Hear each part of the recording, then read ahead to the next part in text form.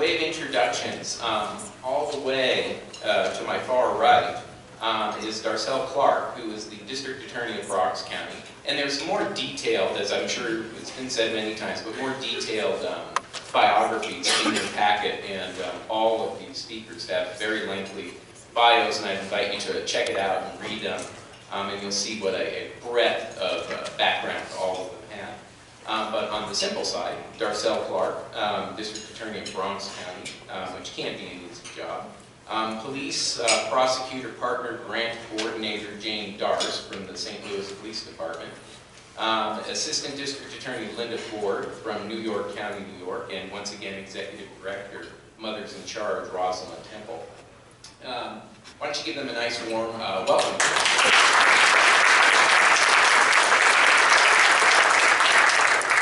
All right, Pat, picking up where Rosalind left off, and we're just going to do this sort of conversationally and try to cover as many topics as we can.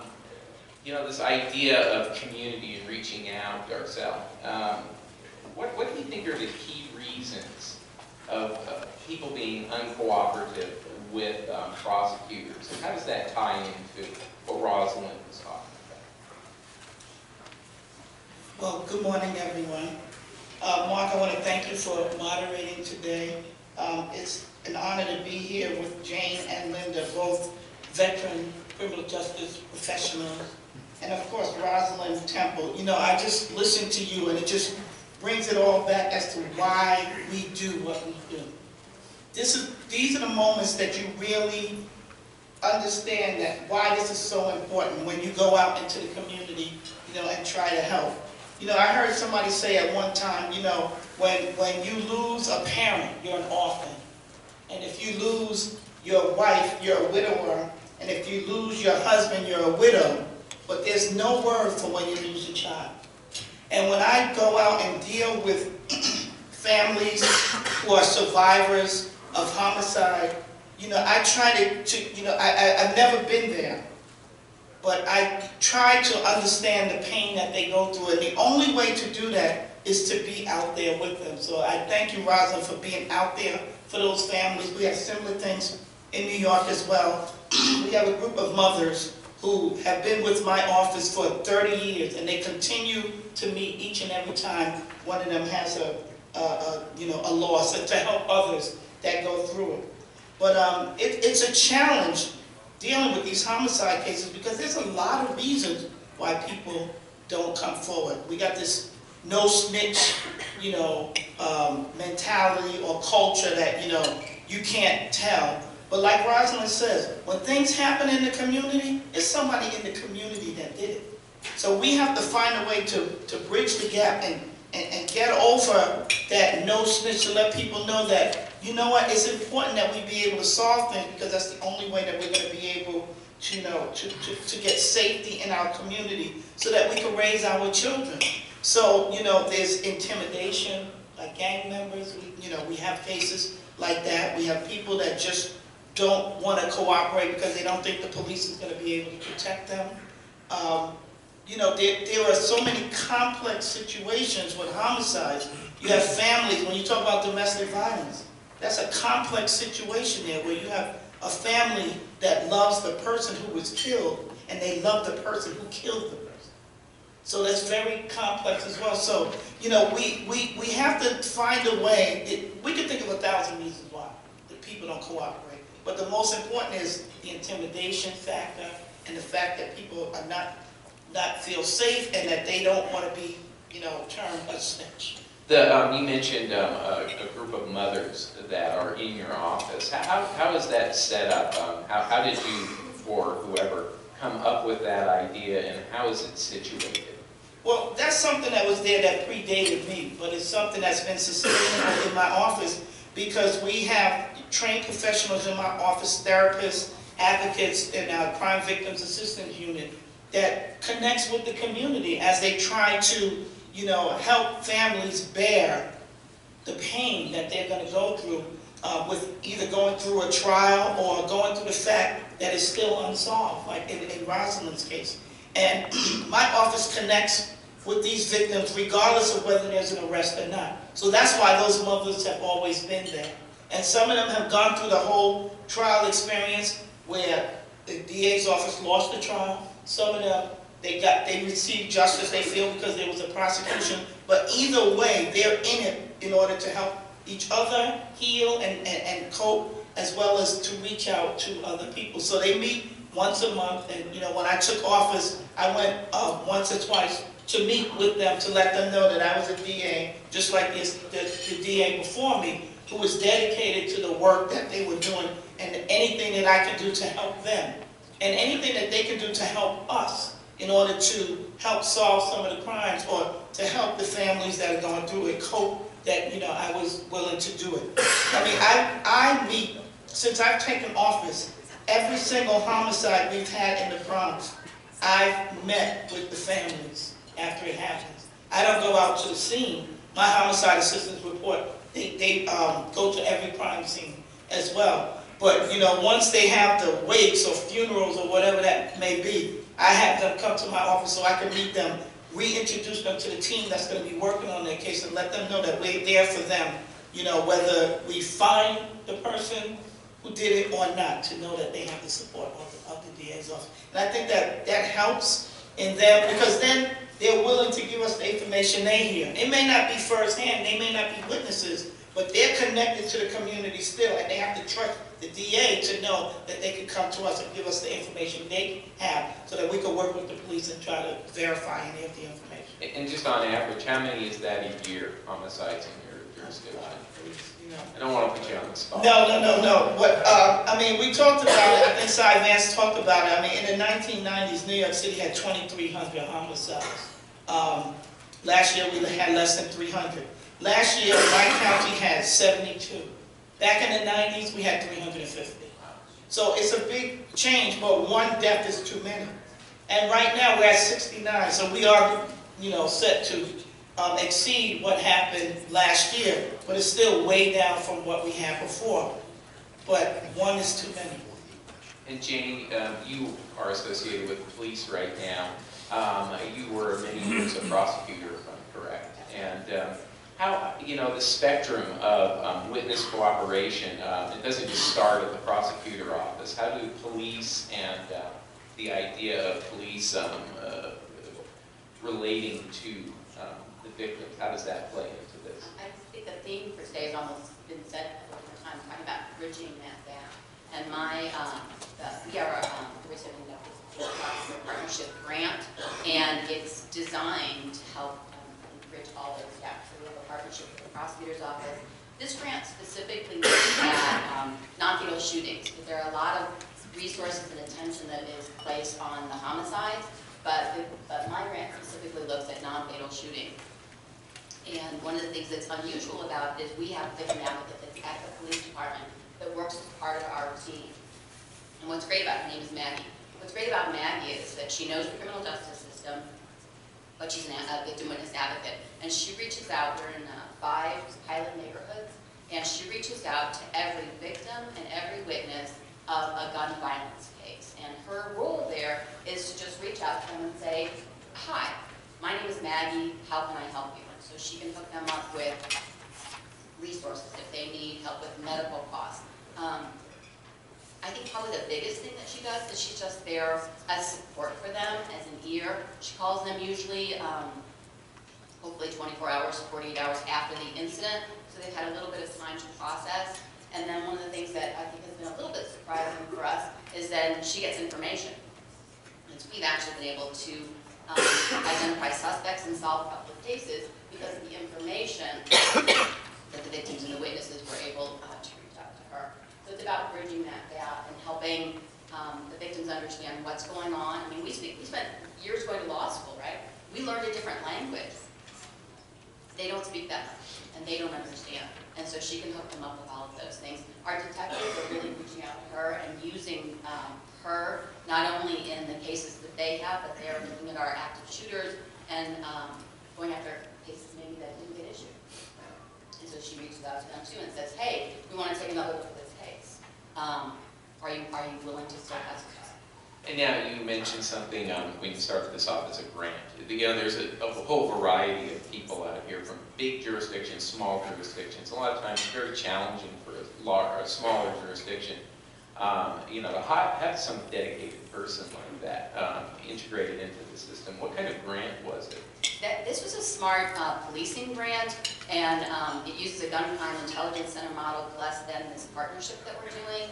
But we actually just found out on Tuesday, we applied for an OVC, an Office of Violence Victims Compensation, and we found out Tuesday that we got it. So we're going to expand now, and we're going to put an advocate in 2 of our 3 area stations that will be there. And this advocate will be able to support the detectives and go after the crimes that they think are important. Because in some parts of our town, city burglaries are really impactful, and they're very emotionally charged for the victims and the witnesses. And this advocate will be able to reach out to them. Because again, as Rosalind said, it's about building that trust, it's about building that gap, and it's not just in homicide cases. And if we can help bridge that gap in a burglary or a non-fatal shooting, and nobody's caught, maybe the next time around, they'll help us in that homicide. Or if their friend or their son is a witness, or maybe they'll help us bridge that gap too. That's the plan. We have researchers that are looking at our data, and we'll see what the results are. But anecdotally, we thought that the work of Maggie was so helpful that we applied for that second grant. Okay, and this is part of this VOCA money that's flying around right now. Yeah. And for people in the audience, I'm sure everybody's aware that there was this glut of VOCA money out there, and there have been a lot of grant solicitations. But my understanding is that they're also looking for people to make suggestions to these the grant givers back in Washington, D.C. It was kind of nice because this one was limited. It was directed at law enforcement, so we didn't have to compete with a lot of the other social service agencies to get to this option, which I think obviously worked for my benefit. Okay, all right, thanks. And then Linda, I'm sorry. This idea of community trust, how do you see it playing out in your jurisdiction? How does it work? And what are the impediments to you getting witness cooperation?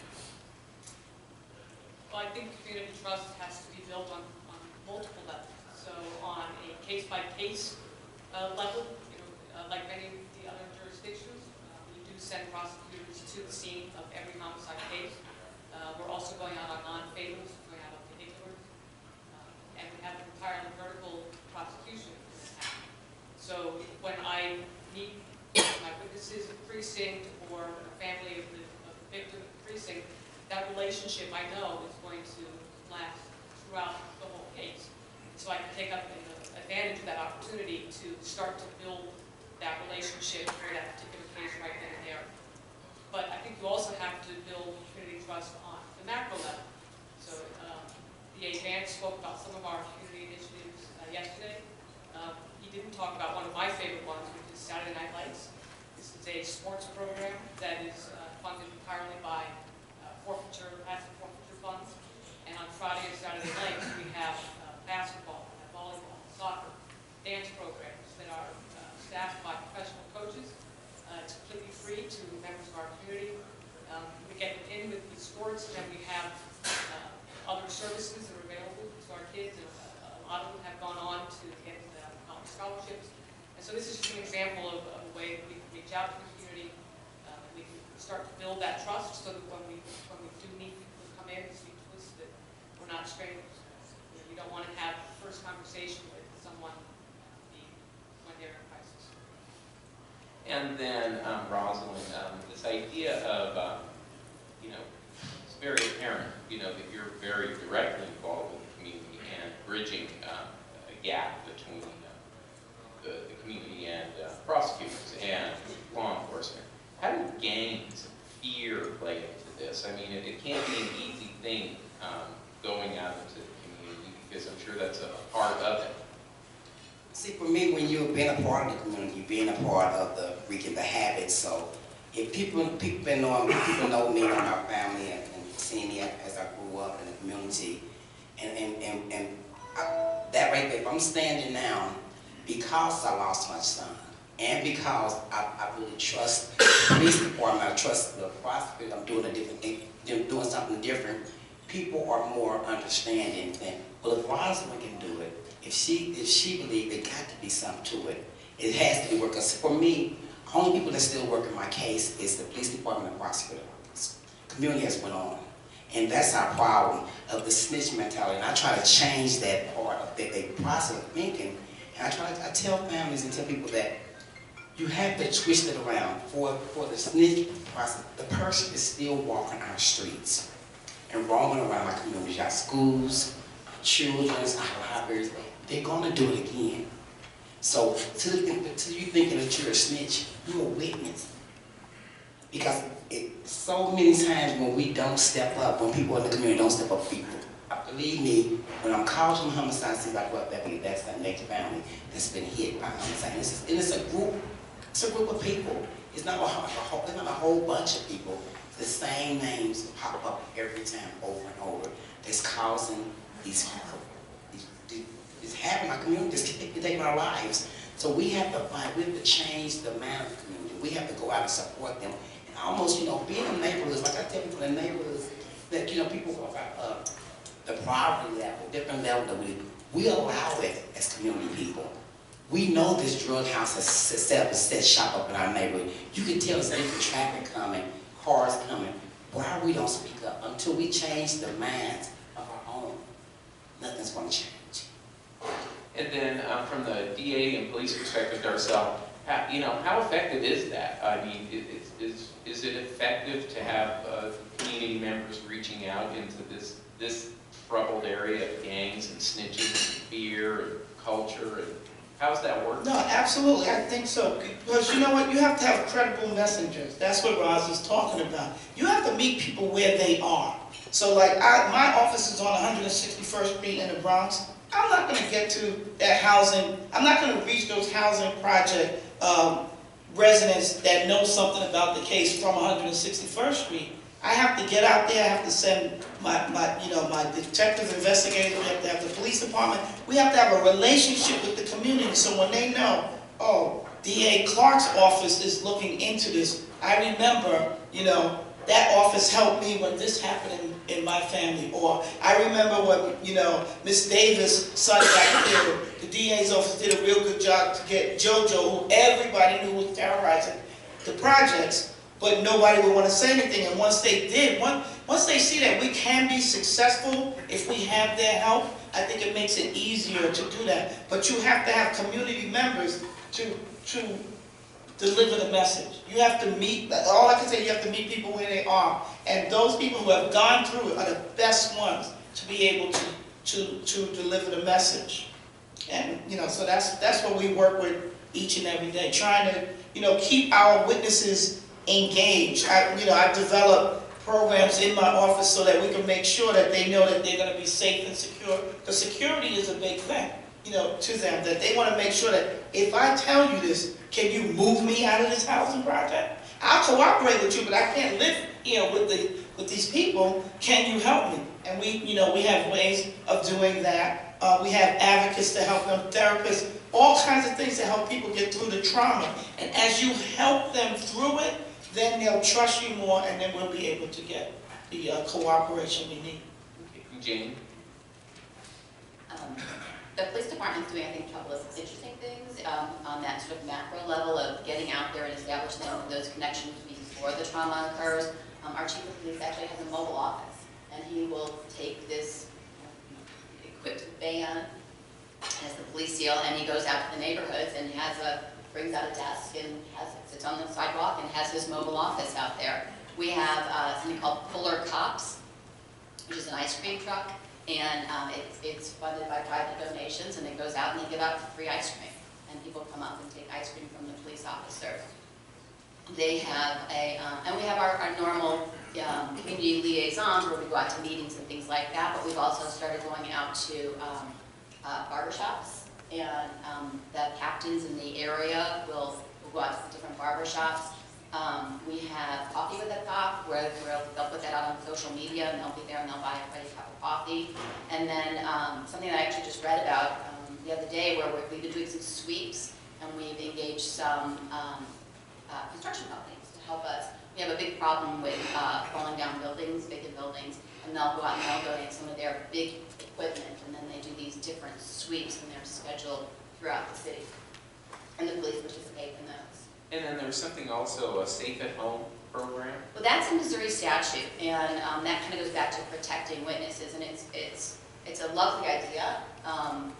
The concept is that if you're going to be a victim, then you can register with the Secretary of State, and you can use that P.O. box legally as the address that you have to put on all of your material. We've actually had some tremendous problems with our victims and witnesses' private information going to the criminal defense attorneys and then to the defendants in jail.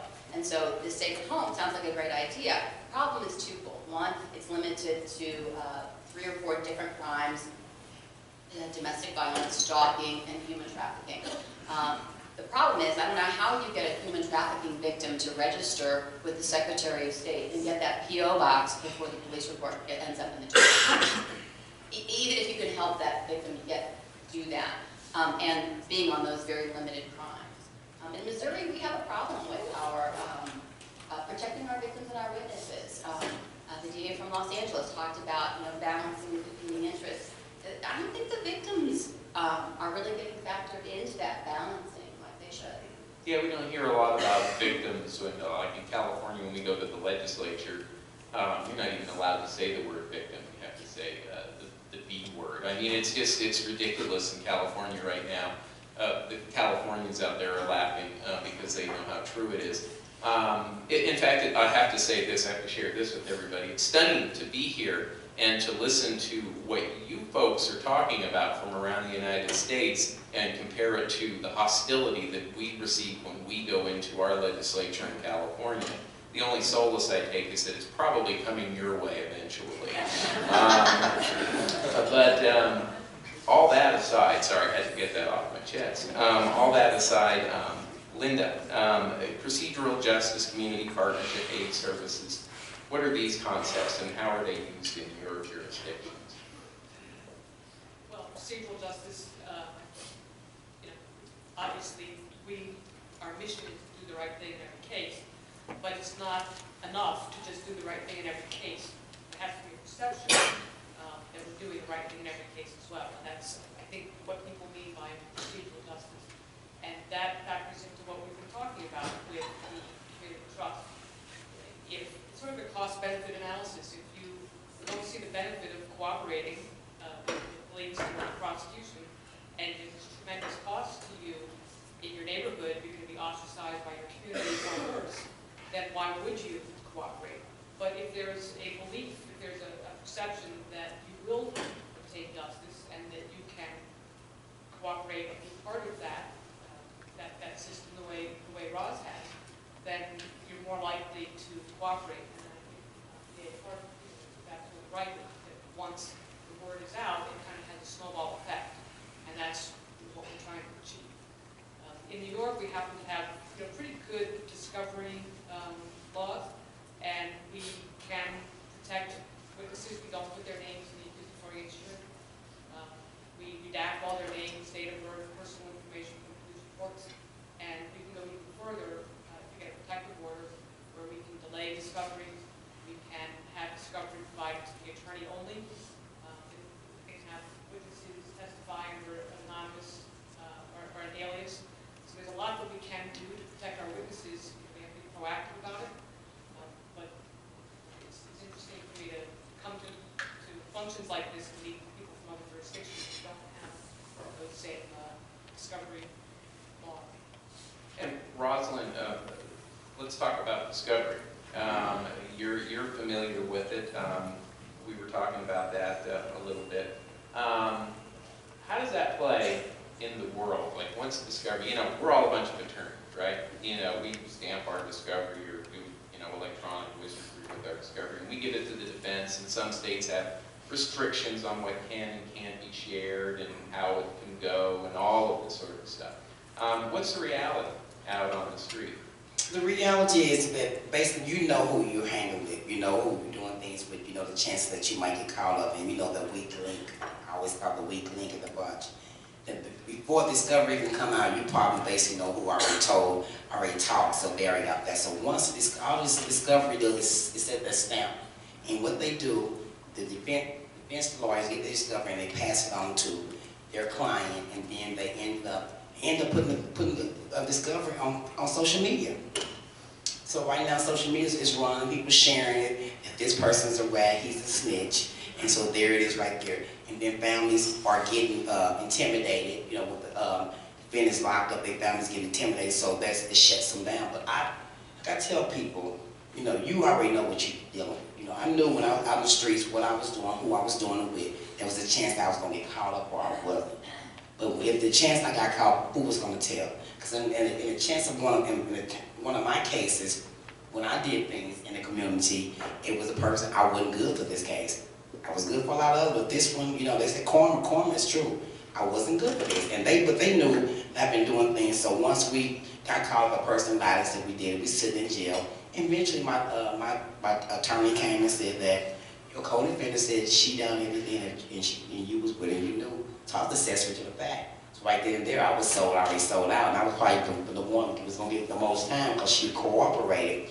But I tell people that the discovery, I just wish that we had a law like New York are doing really good. So Gene, we got to do something like that. But it's hard, you know. But like I tell people, you just have to be encouraged and stand up because it's no one going to bring your loved one, your child back. There's no win in this. It's no different. That you got to stand up and have some strength and courage to stop being scared. Only person I'm fear is God Himself. In St. Louis, we have to show an actual threat before we can start getting anything done. And by that point, discovery's been out. When I was in the circuit attorney's office, we actually had to go to the Court of Appeals to stop the judge because he was ordering us to turn over names, addresses, phone numbers, work numbers, and here's the fun part, date of birth and social security numbers. And we put on testimony that that information was going straight to the jail. We put on testimony that they were filing false tax returns. And he still were. We won in the Court of Appeals on that personal information, but that's what we have to deal with. So, you know, as a practical matter, in New York, I know both in Bronx County and in New York County, our practice is basically open file discovery unless there is a security issue. And I know that across the country there's a trend towards open file discovery. There's legislation pending in a lot of jurisdictions. And my query is, with the trend being towards open file discovery, is there an opportunity here to get some legislative protections for the witnesses? You know, that will support the open file discovery legislation if we can get some more protection for the victims of witnesses. I think Linda's absolutely right. And when we talk about the victims are not part of, and the witnesses are never, seem like they're never part of this criminal justice reform discussion. I say this over and over so that, you know, I'm considered a progressive DA, so I believe in the reforms. I mean, I spent 16 years as a judge. I presided over this kind of work, so I have a fuller view of what can happen and what has happened. So I'm willing to, you know, make the changes that we need to make in bail reform and discovery and speedy trial. And all of that is good, and a lot of it, you know, always seems to go to the defendant, but not the witnesses or the victims. They have a right to be protected as well, and they are part of the criminal justice reform as well. So as we go forward with suggesting legislation and things like that, we have to make sure that there's a place for the victims and the witnesses in those discussions. Like she said, it's a give and take. We're doing a lot to make sure that we bring fairness into the criminal justice system for those who are accused. But it can't be done at the expense of the public safety or the safety of our witnesses. So, like for example, earlier this year, you know, I sent out, you know, a statement. I've been, you know, changing my office a lot, and I rolled out my bail reform platform for low-level nonviolent crimes and some of the nonviolent felonies. And I also talked about the discovery practices that we're doing. But at the same time, I also announced initiatives that I'm doing that help protect victims and witnesses. So one of them is that I revamped my witness, I established a witness protection program, a witness safety program. And what that is that I have dedicated detective investigators who their job is solely to make sure that the witnesses are safe. Okay, before we had it set up that we had our crime victims advocates who deal with the trauma and the psychological and you know, service, wraparound services. They were also in charge of making sure that the witness was safe. That's not their job. Their job is to deal with that trauma, to get those witnesses ready to be able to testify. Law enforcement officials should be in charge of the safety. So we now have a program where we have the detective investigators solely there and only assigned to this project to make sure that they do what has to be done to make sure that the witnesses are safe. That's bringing them back and forth to court. That's relocating them, and we have some funds we can use from our budget, as well as the District Attorneys Association of the State of New York has money that also that they give out to relocate witnesses. So we use that in those instances where we have to relocate them. And then the crime victims advocates now can concentrate only on, you know, dealing with the trauma and those things. So when I rolled out my criminal justice platform, it had both. It had what we need to do to bring fairness for the accused, but also what we need to do to make sure that our witnesses are protected and they will trust us so that they can continue to cooperate. We also received a grant from the federal government to start a complex homicide victims program. And this is for domestic violence, interfamilial relationships, as well as gang relationships. Because when you have families of gang members who are killed, okay, you know what the community is like. He deserved it. He was doing all of those things. He shouldn't have been in a gang. But what about that family? They still lost a family member, you know, and they're judged, and nobody wants to help them. They're not eligible for funds sometimes because of the fact that the deceased was a so-called bad person. So we have a grant to deal with those kind of families to help them with the healing process. And again, they really can help us because they know that their family member was a gang member. If this is a gang case, we can get that intel from that family because they want their child's their case solved, and they'll give us the information. And the other side is the domestic violence, as I talked about before. The deceased belongs to the family, the defendant belongs to the family. You go to the funerals, there's two sides, you know, everybody's fighting each other. Sometimes the homicides happen in front of the children. So you really have to work with those survivors and victims, and they too can help us come to a resolution for that family that would be good for everybody. It may not even be a trial. It may be something that the family can live with, knowing that this is a loved one that committed the homicide and a loved one that they lost. And that last grant that you talked about, what was the funding source for that? It was the Department of Justice, the Bureau of Justice Assistance, I think. Okay. No. I have to look it up. I haven't done Okay, we can find that. But once again, this sounds like it would fit neatly into that sort of that VOCA kind of range of things that's sort of running around out there. Yeah. I just want to say one last comment on that point. It's important that the communication with the witness is maintained throughout, because if it's not, then what can happen is there can be threats that we don't know about, escalate, and it can get to the point where the witness is completely uncooperative and we have no ability to get them back on board. And so that's why, for me, the vertical prosecution model is really effective, so that relationship starts at the very beginning. And my chief, Warren Murray, who many of you know, taught us at the very beginning about the care of feeding of the witness. We're constantly checking in with them, and it might have nothing to do with the case, but they just know that we're there, so that if something does happen, there's a post on social media that might be somewhat innocuous, that they tell us about it, so we can nip it in the bud and keep it on board. Okay, just one real quick thing. Vertical prosecution, you know, I have an idea in my head. How does that work in your jurisdiction? What do you mean by that, just in case people are wondering? So I'm a homicide assistant. I'm on homicide call out every 2 or 3 weeks for a 24-hour period. If there's a murder in Manhattan, I go to the precinct, I go to the crime scene, I interview witnesses, I meet with detectives, I oversee the collection of forensic evidence, I relate to the accused.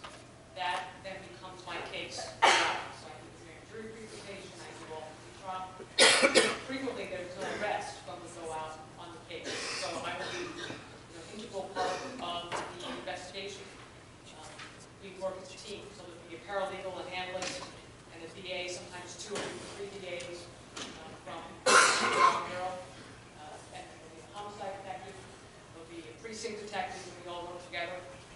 But it's my case, and I do the trial hearings, I do the trial, I do the sentencing, if there's convictions, and I'll do any post-conviction motions. I cannot do review. Everything else. You know, occasionally cases will have to be reassigned for personnel reasons, but generally we keep the case all the way through. It's the same for the non-fatal shootings and some of the misdemeanors, but all felonies are. So the idea being that they have that important connection at the beginning of the case, because so many, you know, a lot of prosecutors can get a case, you know, the day it's filed, it runs through different things. It's a long time before we convict sort of witnesses. So that's the key. You were going to say something, Mark? It's one thing I want to say. You have to follow through. Whatever you tell the witness and anything you say you're going to do, you got to follow through. You got to keep your word. If anything changes, you got to communicate. Because a lot of times, you know, I hear back from each side that, well, they said this, they didn't follow through, I haven't heard from them. And the same thing like I tell the witness, y'all got to follow through. If you tell the prosecutor that you're going to do this, follow through. If anything changes, it's the communication. It's basically communication. Whatever's been said or done, follow through and do what you say you're going to do. All right, and then this idea of social media, anybody else have comments on that? Because that, you know, the idea of your discovery ending up on social media, you know, when I started prosecuting, we had to type out our stuff. And so the world's changed quite a bit. Has this had a big impact, the introduction of social media, as far as discovery and persuading witnesses?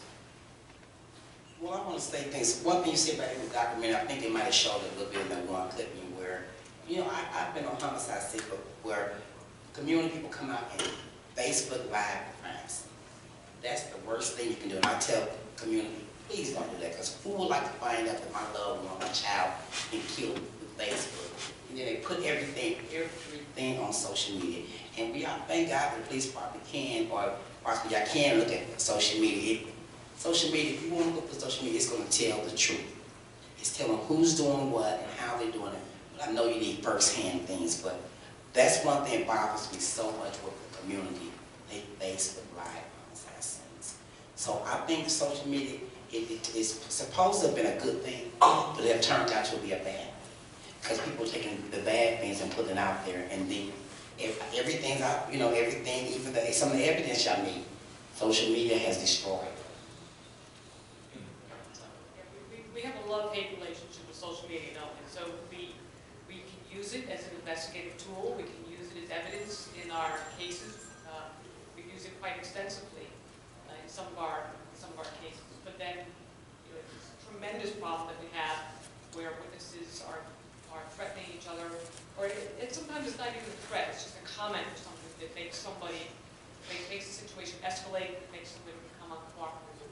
So I honestly don't know what the solutions are, but it's certainly something that we need to stay current with and be creative in our use. I think the same thing, that, you know, it's a blessing and a curse. Sometimes homicide occurs because of something that somebody said on social media, something as silly as that. But at the same time, as far as the witnesses and victims are concerned, it can be difficult for us as well, because when you talk about going to trial with the witnesses and stuff, you know, you got to talk to your witnesses, victim. Don't go on social media, you know, posing with guns and money and, you know, trying to act like you're all, you know, such a big-time gangster when most of the time they're not, but they want the community to think they are. Well, that flips on us when they go to testify. The defense attorneys also have access to that social media, and they'll be cross-examined, you know, all different ways. That's why I would speak to young people now.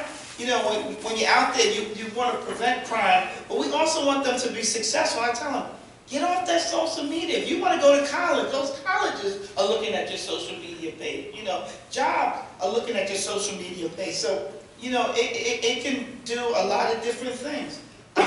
Just dealing with witnesses, one thing that happened recently in New York, and I think we talked about it earlier, the Robert F. Kennedy Foundation has announced that they're going to bail out 16, 17, and 18-year-old and women in the New York City jails, mostly Rikers Island.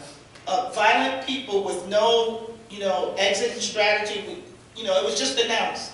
And we had no information. They didn't tell the DA's office. They spoke to the city. So what we had to do, I had to get a list of all the cases where the inmates were 16, 17, and 18, and the women, and contact every single victim and witness to make sure that I was the one to notify them that these people may be released. I didn't want them to read it in the newspaper. I didn't want them to see it on TV, on News 12, Bronx, or anything like that. And I didn't want them to see it on social media because they start bragging, oh, I'm getting out, or whatever. And then lastly, I did not want them to find out with the defendant ringing their doorbell saying, I'm out. So we have to constantly be aware of where our witnesses are, what they're doing, how they're being communicated to through the community to continue to make sure that they're going to be safe. And that's where that trust is so important, because, I mean, resources is such a huge issue. Trying to maintain any sense of what's going on social media in your cases. But your victims and your witnesses, they can have that, they can be that key. And if they don't trust you and they don't know that they can call you, then you're going to miss out on that. And then as Linda was saying, and then they just disappear and you have no idea why. Yeah, you had mentioned earlier, Jane, the idea of ice cream trucks and things like that. Those aren't particular to a case. Correct. Yeah, how does that, is that paying off? What's the point, I guess, and then is it paying off? The point is so that the community gets to know the police officers when they're handing them an ice cream cone. So it's especially attractive for the younger children to not be afraid of police officers. And for the chief of police, when he literally pulls his desk out of the van and sits on the corner, that people will hopefully come up and talk to him and tell him and just communicate with him. So that when they are involved in the criminal justice system in a far less positive way, where there is no ice cream that's involved, that they will talk with us and that they will be at least incrementally more cooperative. Anything else? Well, one thing I found that was really helpful with Canvas. When we have to canvas with the police officers, if the prosecutor want to come out, if our crime stoppers, anybody who's a part of this whole, because we all in the community, we all part of the community. So we go out and canvas, we on corners, when we do it when people are getting off of work, because no one wants to change their route when Monday, Tuesday, or Wednesday, we want to go the same route. So we don't do it on the weekends because people are like, oh, I'm not going to go up that way because there's a bunch of noise, I'm going to go detour because I don't like being bothered. But we are in the community, we canvas in our hot spots, passing our flyers, standing together, joining together, supporting each other, and that makes a big difference that the community see. If they can stand with these officers and knowing that we have lost and we're dedicated to them, they're dedicated to us, so that makes a really big difference. We're in our hot spots, we're out there making noise, and we have every so often, every 3 months, we have I call it the Mother's Night Out, or we do it at one of our local police departments, at like East Patrol, our community rooms, we do that, and we invite officers out, prosecutors, families, and just talk to each other, because even though we have differences, there's nothing wrong with understanding where that person's coming from. We could disagree to agree, come on the same level, and walk away with something. One other thing that we're doing on the grant, and I have to say I don't know that we're doing it particularly well yet, is when we have ShotSpotter alerts that go out, and there isn't a crime that's associated with it, or we don't have any witnesses that are associated with it. When they go out and look for the casings, the officers are supposed to put door hangers on all the doors, kind of surrounding that says, hey, we know shots were fired in your neighborhood yesterday. Here's a number, it's a non-police department number. Please call us if you have any information on it. Sometimes we put Crime Stoppers in there. And then we also have information about our victim advocate, if they have any need for that. The reason I said that we're struggling with it is I don't know that it's getting deployed in the manner that we envision. I think that perhaps the officers aren't putting it out there every time and to that level. And we certainly have not seen the phone calls coming in to the anonymous number. And it's not something we made up. There are any number of jurisdictions that are doing the subject model, are doing these door hangers. The idea being that it's another way of saying, hey, we know and we care, and please help us. And our message on our door hangers is we can't do without you. So mechanically, just real quick, it comes to you said they're not getting a person. Is that what you meant by it's not going to the police? normal contact? Correct. It's a cell phone, so it's, you know, everybody knows 444, whatever's going to be the police department's number. So this is just a cell phone that on our grant that we carry it, and so it's just a random number. So, but they talk to a person? Yeah, our victim advocate actually carries it. It is not particularly illness right now because we are not really getting any calls. Yeah. That's why I don't think we're maybe putting the, I don't think, and from our limited survey, we're not really, I don't think they're getting put out there. So we're working on getting better implementation. Why do you think it's not getting put out? I think that the officers, when they're getting out to look for the casings, and whether they find the casings, if they don't find the casings, asking them to then go around to 6 to 10 houses and putting them on the doors is, we haven't sold them. We haven't sold them on the idea of why it's important. So we've done some training, and we're going to do some more, and we hope to. And we do shout outs to the officers anytime they have these casings that show up, so that their sergeants and their other people know that, hey, they picked up that casing and that connected 2 or 3 different shootings that were previously unconnected. So we're making some progress, but the door hangers we have a lot of opportunities. I just think it's just to continue to be present, you know, in the community. I do a lot of, you know, events in the evenings. I go to community precinct council meetings, the community board meetings, civic organization. I go to the churches everywhere, and it's amazing how many people come up to me and just tell me stuff, you know. And it's funny coming from being a judge where nobody really talked to you, and you didn't have to talk to the press or anybody else to turn into this. And now, oh, I saw you on TV, I saw you here, or I met you at this church or whatever. You know, they come up and tell me things. And going to these events help because the community really gets to know you, and you can build up some of that trust. One family I met, it was a street naming for the woman who was killed in a homicide. It was a domestic violence incident where a young woman was being, you know, beat up by her boyfriend, and her mother came, and her mother was the school crossing guard in the neighborhood. So the mother, you know, tries to intercede. He shoots the daughter and he shoots the mother, and the mother died. So it took a long time, you know, we got a successful prosecution and things like that. And the city decided to name the street near the school where she was crossing guard, named it after her. Now, I wasn't in the office when the homicide happened, but now I'm the new DA. So I went, and I went to the street naming, and I met the family, and, you know, it's just so moving. They're just happy to see that the DA is there, that, you know, cared enough. The case is over now. Like, I should just be on my way. It's like, plus it wasn't even my case.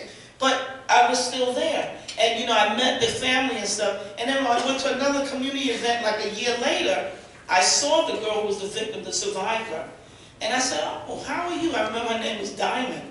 She said, I'm not doing too good, D.A. Clark. You know, I'm just feeling, you know, a certain kind of way. And it's like, well, you know, you always can still contact us at the office. You have the, you know, the therapist, and we have the services there. She said, yeah, I think I need to do that. I said, give me your number. She gave me her number. I went back to the office. I said, call Diamond. She's feeling some kind of way. We got to make sure she's all right. They reached out to her. They were like, she was so happy she came in at the therapy session, and she got back into, you know, the fold of having the therapy. Now, in 2 weeks, we're having a, you know, it's part of the Domestic Violence Month or whatever. She's going to be the keynote speaker. Now she came back and connected back. So that's, again, the community now seeing her. She'll be able to tell the story about how she was feeling some kind of way and ran into the DA, and I reconnected her. Those things resonate, you know, with the community. You think it's small things, but, you know, it means a lot. And then, as I have to keep saying as a DA, when you get that kind of response from people, that's what makes me happy that I decided to do this job. This is why we do what we do, when we can do something like that. Yeah, and that brings up a thought that once we as prosecutors, we're done with the witness and, you know, the case is over, I don't know, you sort of like, you're done. Goodbye, thank you very much for your service, we really appreciate it. Is follow-up an important component with the witnesses and the people and the victims who are involved to building community trust? I mean, I know it's a good feeling, you know, it's good to be involved, but as it relates to this, and any thoughts on that? massively important.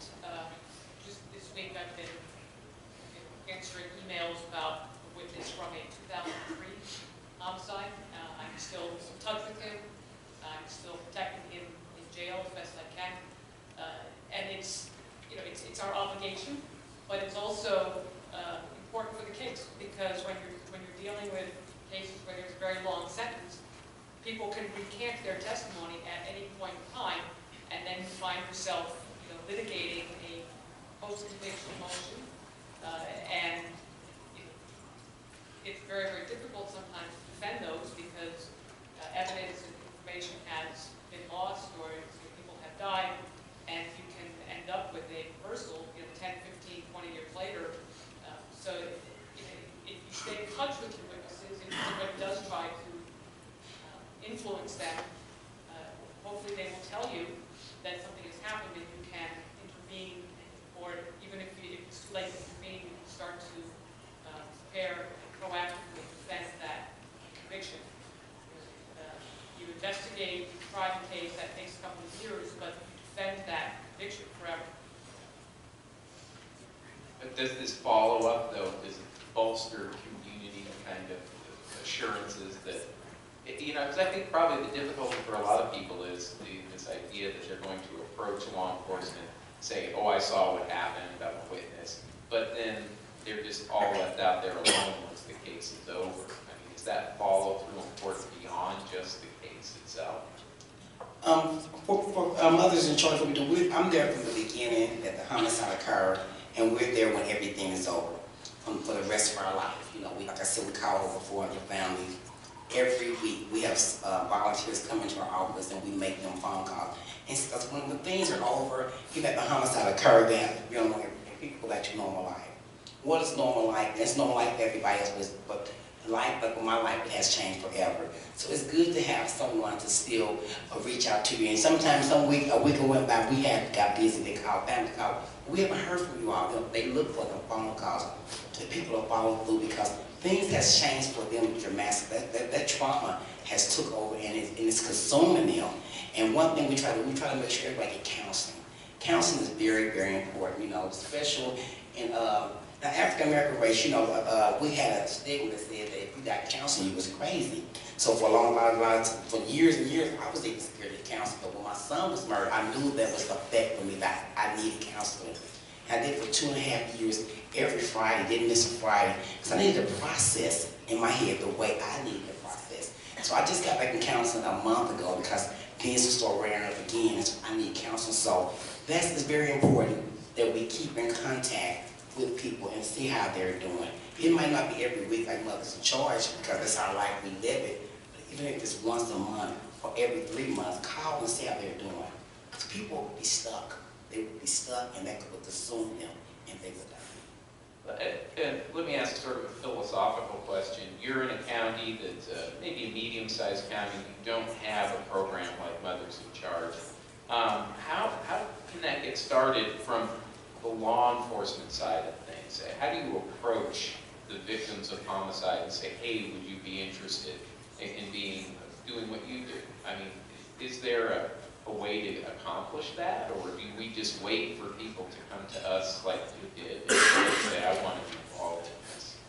I think the law enforcement, prosecutors, somebody victim can get out there and say, we're looking for someone to maybe step up and have been victimized by homicide or a victim of a violent crime. Just speaking out into the community, try to pull in some of these people that's so trapped. When you don't have, I look at people that's so trapped inside their body and they're screaming out for help. And I think that it can happen from the law enforcement, from prosecutor side. You can reach out to someone that you haven't touched. I lay eyes on in your process of prosecuting or the crime that you thought that was a strong person, maybe had a voice. You just think back and look back and just reach out to your community and say, we're looking for someone. I'm telling you, you're going to have several people that come out, but you'll get that one main person that has and like I say for people, I don't know what your religious part is, but you got to have something great in yourself to stand up and to live through this, because losing a child, it will take you out. And I came so close to myself, but I'm still standing because I trust in God. Any other thoughts on that? No, I think, you have to look, outside the normal place, not outside the normal places, but, a big resource to law enforcement and the DA's office is the church. Because when people will go nowhere else, they trust the clergy sometimes, and they'll have these families right in the church, and they're battling different, circumstances and things like that, and they'll speak to, a deacon or a priest or one of the deaconesses or whoever, and say, I need help, I don't know what to do. And the churches have relationships with law enforcement and with the DA's office. So it may not be the police starting it, it may have been something that just happened in the church, and then the next thing you know, the church is having every Monday night people who have been victims of crime somewhere where they can come and pray and get some solace in what they're going through. So you just have to look in different places. You never know where that person is, but people have to communicate that they're going through something, and other people have to care enough to try to help them. And that's one thing that you talk about witness cooperation and intimidation and all that. Just our environment now, that everybody is just so mean. Nobody wants to care about each other. And it's like, we could turn that around with people, like you care that your neighbor is going through something and just try to extend a hand to do something that, I think that makes a big difference. And when you really see signs of that actually happen, people change, they soften, and they want to do things to help. That's the only way we're going to heal our communities, is that they're going to have to do it themselves. I talk all the time about being a judge, and I started in the DA's office, and now I'm the DA. But, I see people in the supermarket, and they're like, oh, Bronx DA. Or, when I was a judge, it was like, you look so familiar. When people say that to me, I'm like, oh, God, they were my partner. But, I don't know what. It could have been a witness. They could have been a juror. A lot of times they're jurors. Sometimes they were actually defendants. But if you show that you're humanity, and I think a lot of people think that as prosecutors we don't have any empathy or humility. You need to show the community that you do, so that it's like, yeah, prosecutors are bad, but that clock, she's not that bad. I saw her in Stop and Shop. We buy the same thing on sale. But it really does make a difference to people that I'm not just I'm the DA, but I live in the community like them. When I was a judge, I sat up there, but I didn't live there. I lived in the community with everybody else. And I think that even in a big city like New York City, you can still show the humility and empathy that we have. And if we do that more, get our assistants to do that more, we'll be able to make the connection so that we can get the trust of them. I think it has to happen at every step that your prosecutors are interacting with people, not just community meetings, but when you're doing intake, when you're doing voir dire. Every time you meet, every time I met with any of my victims or my witnesses, I made sure to help them understand what my values were, what my goals were, what was important to me. And so then if the case didn't get issued, if the case didn't go the right way, whatever, I at least had multiple opportunities to help them see what our values are, what our humanity is. Any other thoughts on that? If not, let me ask about in custody. Linda, when we have in custody witnesses, that's got to be a different kind of dynamic, and some different concerns come up. How do you deal with that? I mean, that's a real challenge. We have to work very closely, obviously, with the Department of Corrections to make certain that the inmate is safe. In New York City, I say that the Department of Corrections can keep my witnesses safe. They can't necessarily keep them happy. And sometimes when a cooperator is incarcerated, they try to use their status as a cooperator to get things in jail that they wouldn't necessarily be entitled to. And I really have to trust the Department of Corrections to navigate that and to make certain that they are safe, even if they're not happy. We want our witnesses to be happy, because a happy witness is cooperative, but sometimes we can't achieve all of that. I did want to make sure that everybody knew about the federal WITSEC program, because I find a lot of state prosecutors are not aware that we can house a cooperator in the federal system post-conviction, post-trial if we need to. And I know that Bronx DA's office has used that. It's a fairly rigorous process to get a cooperator into the program. They have to, their testimony in the state case has to have solved, I think it's tied to a gang problem, a violence problem, and they have to pass a polygraph to make sure that they're not trying to get into the federal jail where cooperators are housed in order to get at a cooperator. There's a lot of secrecy around it. I interviewed somebody who was on a case that I was working on with the Bronx, who was housed in one of these facilities, and I had to sign a sworn document saying that I wouldn't disclose the location. It was not near anything. You know, you had to fly, and then you had to drive, and there were no hotels. I mean, it was really in the middle of nowhere. So for the most part, I find that my witnesses don't want that because it is so isolated.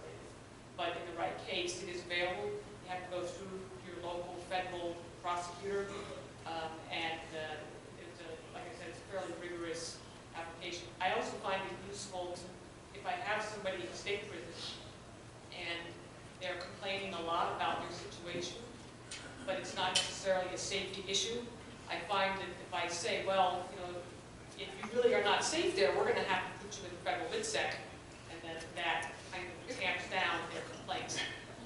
So it's out there. I think sometimes you too also have to be careful of your witnesses who are in custody as well, because they can also take advantage of us, you know. I mean, I remember as an assistant, I had a homicide case where, you know, it was a self-defense case because my deceased had a gun and the defendant had a gun. And, you know, so the defendant said that my deceased pulled out first. He happened to shoot him. Okay, fine, that would have been fine. Except that once the deceased was on the ground, the defendant went over and shot him in the head while he was already down. So that took it away. I only had one witness that could help me corroborate that, and it was a guy who was, you know, already in jail. He had a record and things like that. And like you said, you try to keep them happy or whatever, you get them separated at Rikers Island and things like that. Bring them to the office to try to continue to prepare them and things like that. And I'll never forget him because I ran into him a couple of times after this case. And so one time I brought him to my office and, you know, we're going over the case. He said, "Can I ask you something?" He said, "What?" He said, "Do you think that you could have me produce here so that we could prep a case and you can have my girlfriend come down and have a couple of minutes with her in the room?" You know, it's like, really? So I said, "Well, let me think about it," right? So I step out. I act like I'm going to consider it. I step out, and I tell my bureau chief, we're all laughing like, this is hysterical, this guy must be crazy. So I go back there and I said, "Well, Derek, you know, I spoke to the bureau chief, and he said, we could do it, but if we bring her here, you have to leave the blinds and the windows open so that we can see what's going on." He said, "Oh, I like it." Okay. I was like, no. You know, but so I continued to try to engage him throughout the life of the case. And when it came time to cooperate, he took the stand and wouldn't say anything. And I couldn't hurt him. He was already in jail. So what was going to happen? Contempt? Nothing. And, you know, so sometimes we got to be careful of those things as well. And, you know, the more serious the cases, the more careful we have to be about those cooperators or people that are cooperating that are in jail. Fast forward, I was a judge, and who comes before me but him? And he looks like, oh my God. How about that? You know? So we do that. That's a lesson learned, but we got to be careful of the witnesses. Any other comments? Okay, now during trial, another issue that comes up is witness intimidation actually at trial. And, you know, one of the thoughts is that people will come in, maybe take your picture on what's that all about? Anybody want to comment on that? Yeah, I mean, if I could get all cell phones out of the courtrooms, that would really, really be helpful. In New York County, people are permitted to have their cell phones in court with them, and you know, my back is to the audience, so I can't see what's going on. The court officers are very short staffed right now. We might only have 3 court officers in the courtroom. So although they try, they may not be aware of people that are subtly, or sometimes not so subtly, taking photographs of witnesses or jurors, or even audio taping or videotaping my testimony. And, like Roz was saying earlier, it just ends up right on social media. Unfortunately, not all of our judges are tuned into this. So what I try to do on my cases is have extra detectives or investigators, paralegals, in the courtroom, just another set of eyes to keep an eye on who's there. We try to identify the people as best we can. In a public courtroom, anybody can come in. We're not committed to asking their names, date of births, but if you're investigating a gang case and you've got 2 or 3 people on trial and 5 more people show up, their faces are going to look familiar because you had them in public. But I had a case where I was doing that for somebody else. I was the eyes in the courtroom keeping an eye on what was going on. And the witness was incarcerated, the defendant was out. The defendant had a cell phone. The prosecution had made some very heavy redactions on a document, and the defense was objecting. So the judge asked for a copy of the original document. The prosecutor gave the judge the original document. He said, yeah, this looks fine to me. Gave it to the defense attorney. The defendant took his phone out, took a picture of the document, which included the victim's phone number, and put his phone back in his pocket. He brought that to the attention of the court officer brought it to the attention of the judge. The judge asked the defendant, did you just take a picture of that document? He said, yes. The judge said, all right, take his phone, delete it. The court officer deleted it, puts it back in his pocket. Now, we don't know, like it could have been immediately uploaded to the cloud, it could have gone anywhere in that instance. And I actually wrote a search warrant for the defendant's phone, and I put all that information into the affirmation, and the judge refused to sign it. He's no longer a judge, our county. Had to step down for other reasons.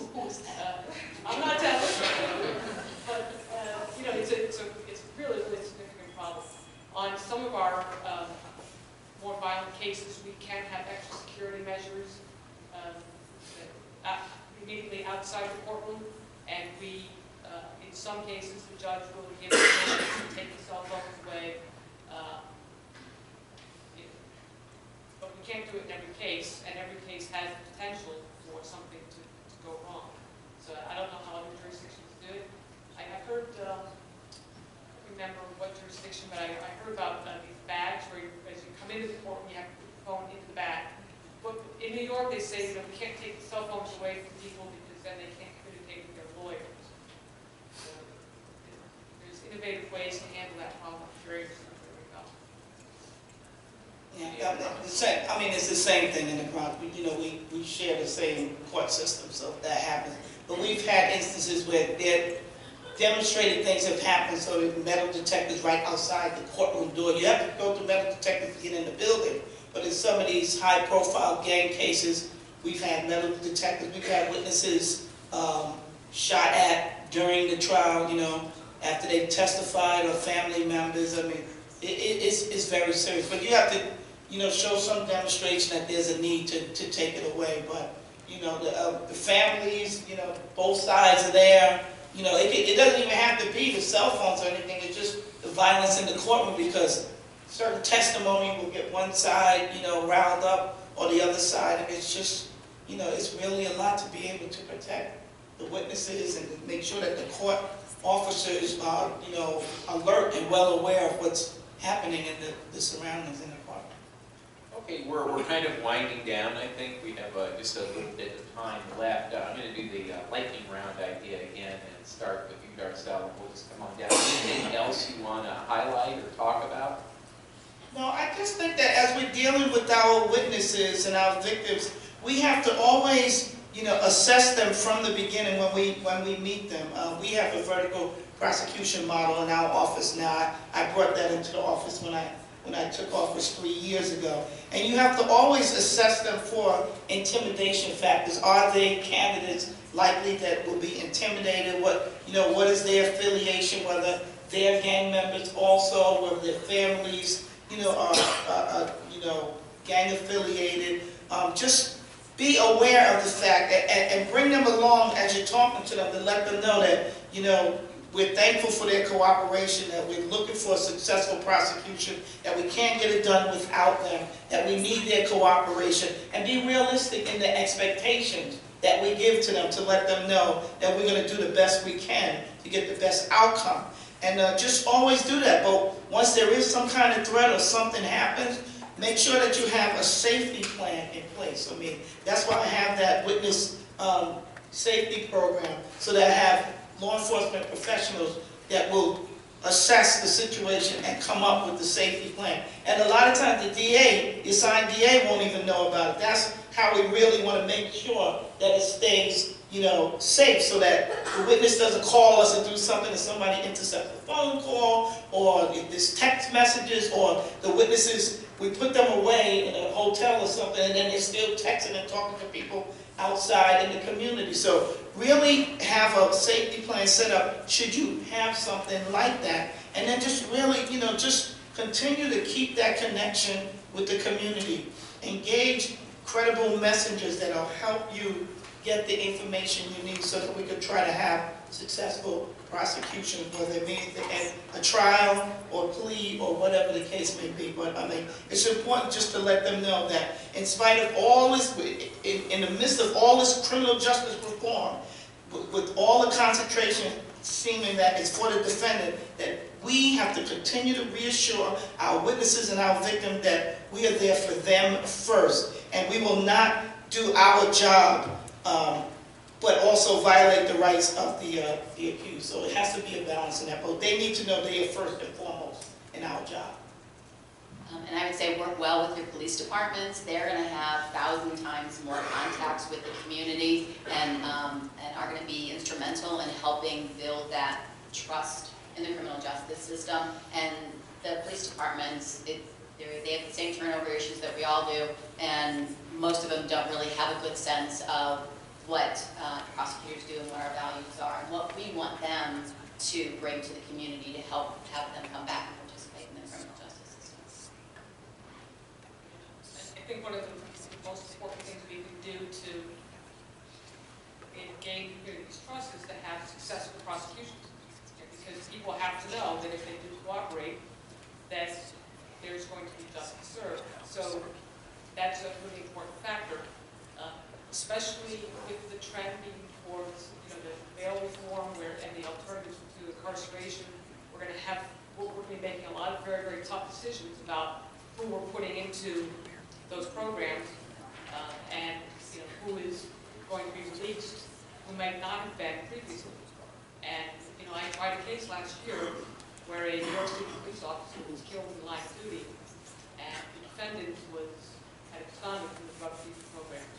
He was also wanted in connection with a non-fatal shooting where we had not been able to make an arrest because the victim was uncooperative.